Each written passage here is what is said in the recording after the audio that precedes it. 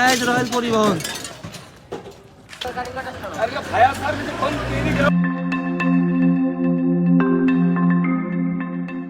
সৃজনী হারুনের তাজ ফিলিং স্টেশনে জুলাই যোদ্ধা হত্যার ঘটনার জেরে ৭ মার্চ দিবাগত রাতে ঝিনাইদহের কেন্দ্রীয় বাস টার্মিনালে জে লাইন, রয়্যাল, নাইম পরিবহন সহ ৩টি বাসে আগুন দিয়ে জ্বলিয়ে দিয়েছে দুর্বৃত্তরা।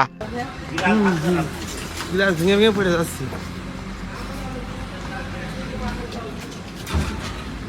রয়েল জেল ধিনেদা লাইন। স্যান্ডেলিনা সো, রূপচর্চায় আভিজাত্য। সাথী নাকি একটা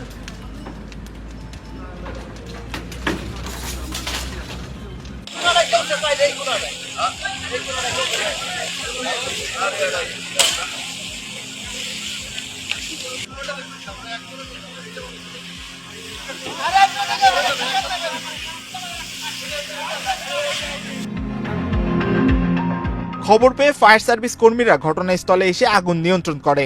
এ ঘটনায় বাস টার্মিনাল এলাকায় থমথমে অবস্থা বিরাজ করছে। পরিস্থিতি শান্ত রাখতে বাস টার্মিনাল সহ শহরে অতিরিক্ত পুলিশ মোতায়েন করে রাখা হয়েছে বলে জানিয়েছেন সদর থানার ওসি মোহাম্মদ শামসুল আরিফিন। দুঃখজনক হলেও সত্য, আমরা যতটুকু জানতে পারছি যে আজকে রাত ৮টার সময় আমাদের ঝিনাইদহ বাস মালিক সমিতির একজন সম্মানিত সদস্য হারুন শেখ, যে লাইন গাড়ির মালিক উনার পাম্পে একটা তেল নেওয়ারে কেন্দ্র করে বৈষম্য বিরোধী ছাত্র আন্দোলনের ছেলেদের সাথে কথা কাটাকাটির এক পর্যায়ে আমরা যতটুকু জানতে পারছি ওখান থেকে পাম্প থেকে ওই ছেলেটাকে আহত করায় এবং পরবর্তীতে সে ঝিনাইদহ সদর হসপিটালে মারা যায়।